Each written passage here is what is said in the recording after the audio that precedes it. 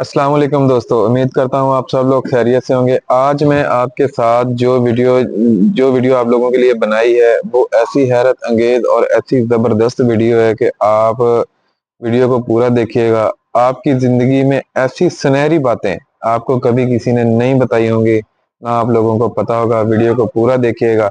मैं आपको एक एक करके ऐसी सुनहरी बातें आज बताऊंगा कि मज़ा आ जाएगा और आपकी ज़िंदगी बहुत ही ज़्यादा अनमोल हो जाएगी। यकीन करें, ऐसी बातें किताबों में, जो अच्छी किताबें हैं उनमें मिलती हैं, या कोई बंदा समझाने वाला हो फिर ही बंदे को पता लगता है। नहीं तो आज की जो सोशल मीडिया का दौर है, ये है वो है, लंबी लंबी लोग छोड़ते हैं, समझ नहीं आती ये वो आगे पीछे।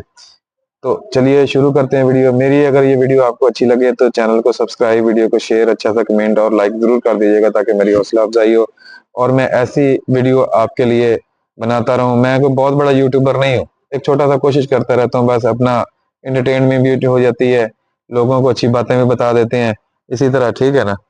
तो चलिए आज की वीडियो शुरू करते हैं। मैं आज आपको बताता हूँ सुनहरी बातें। जी हाँ, नंबर एक, कामयाब इंसान की सिर्फ चमक ही लोगों को नजर आती है, इसके अंदर कितने अंधेरे इसने देखे हैं ये कोई नहीं जानता।